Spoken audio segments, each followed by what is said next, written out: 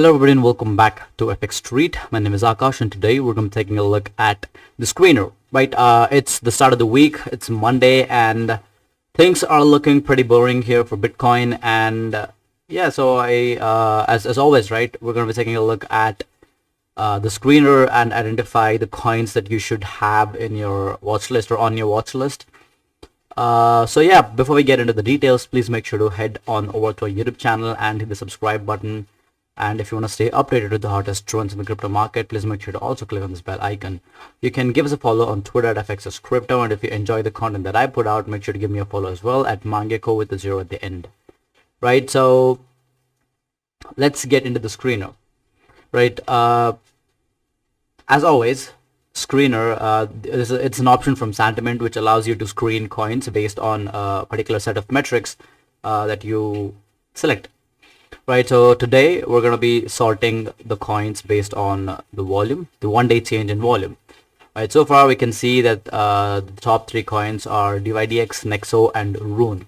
Right, Rune obviously doesn't have a lot of data points on chain data, so let's go with DYDX, Nexo, and first. So let's take a look at DYDX. The volumes increased 81% over the last day and 57% over the last 7 days. Daily active addresses has seen a net decline, and the social volume over the past day and 7 days as well has decreased quite a bit. The MVRV 30-day shows that 13% of the investors that purchased DYDX a month ago are in profit, while the investors that purchased DYDX a year ago are down 67%. But an interesting metric that I see here is that the exchange inflows have increased by 1,000% over the last 24 hours, which is an alarming metric, which is an alarming spike, which indicates that there could be a drop in DYDX's price going forward. Right, so let's take a look at DYDX first and see what's up. Yep, looks really interesting. On a 4-hour time frame, you can see that the price has been trending below this trend line here, extending all the way from May 23rd, connecting all the swing points. Right, the price did manage to get a breakout above this declining trend line, which even retested the trend line for a successful breakout, and was followed by a 18% upswing. Right, the price tried to overcome the 1.62 resistance level but failed. So now, as you can see here, this candlestick is a testament to what's happening here, which means that the buyers are kind of being overrun by the sellers. The selling pressure, which denotes this massive wick that I see here. Right, and now the price, I'm expecting the price to head back down and retest this H4 demand zone here, extending from 1.28 to 1.36. Right, from the current position, you're looking at a 12% downswing. So this is my initial take. Right, apart from that, there's no liquidity resting below these levels here at roughly $1.01. Right, the price collected the liquidity resting below this June 13 swing low formed at 1.02.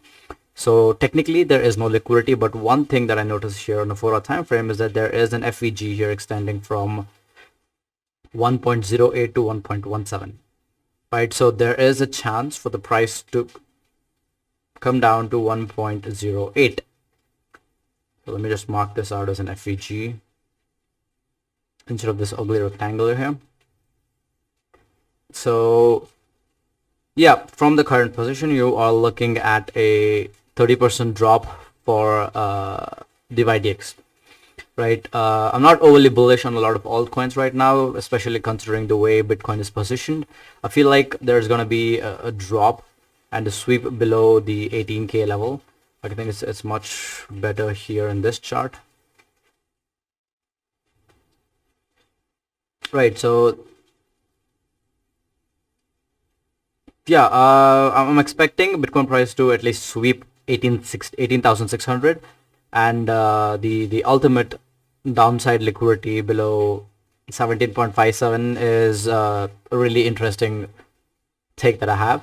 Like, once we get a sweep of this level here, I think there's a good chance we go up into this H4 supply zone, fill the FEG formed here, perhaps even move higher and collect the liquidity resting about 21.75.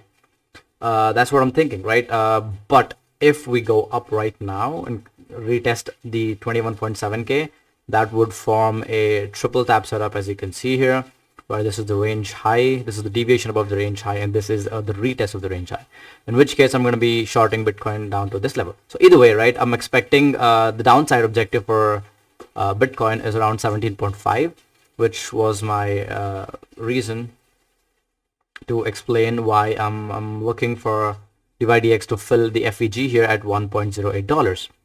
So yeah, that pretty much is it for DYDX. Let's take a look at the next coin, which is Nexo.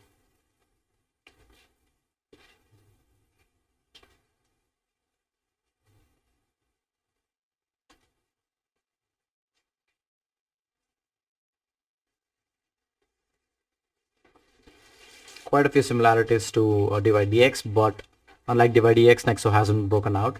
And on top of that, you can see there is quite a bit of liquidity resting below these equal lows at 0.55. Although there was a minor downswing, I wouldn't consider that as a liquidity sweep. So I am still expecting Nexo to head down and collect liquidity resting below 0.55. Now, from the current position, you are looking at a 5.8% downswing, but then again, right, there has been this massive wick to the upside followed by a rejection, so there is a chance the price could eventually do this and then come back down. That's what I'm expecting from Nexo. And the interesting take here is that the MVRV, right, for both 30-day and the 1-year MVRV are both in negative territory, which indicates that there's this possibility of an uptrend followed by a downtrend is more plausible considering what's happening with the MVRV. Right. Apart from that, there's only a minor uptick in the exchange inflow. So nothing to worry about for Nexo. Rune.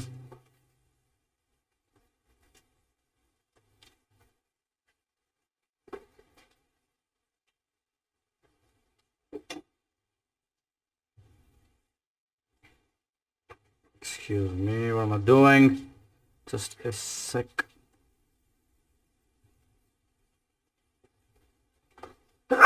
Excuse me. Right, so as you can see here, there's a high time frame resistance level here at 3.01, and Rune has been trying to retest that. Typically, the upside for Rune is capped at $3, but there is an intermediate resistance level here at 2.35, which was basically the swing low formed, I think it was May 19th, May 12th.